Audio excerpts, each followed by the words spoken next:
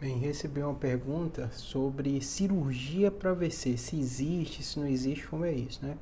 É, primeiro, né? Sem dúvida, no tratamento do AVC, acidente vascular cerebral, encefálico isquêmico, a maioria dos manejos é do neurologista clínico, né?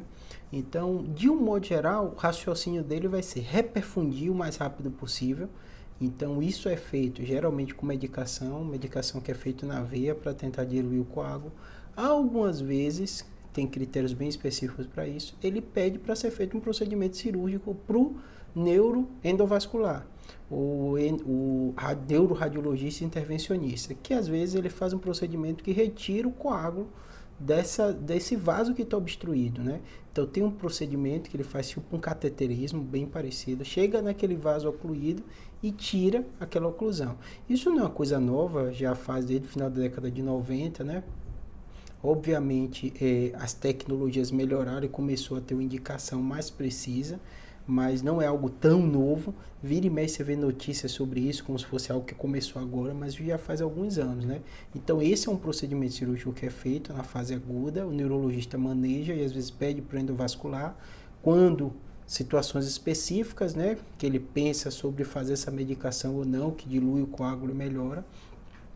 Outro procedimento que às vezes é feito na investigação etiológica, então algumas vezes você vai atrás do que causou a isquemia, encontra uma obstrução na carótida e é feito para fazer um procedimento cirúrgico que desobstrui essa carótida. Isso geralmente é feito na fase tardia, não tão rápido, logo depois, espera o paciente recuperar. Na grande maioria das vezes tem algumas exceções, mas pode ser feito por cirurgia aberta ou por endovascular também, colocando o stent na carótida.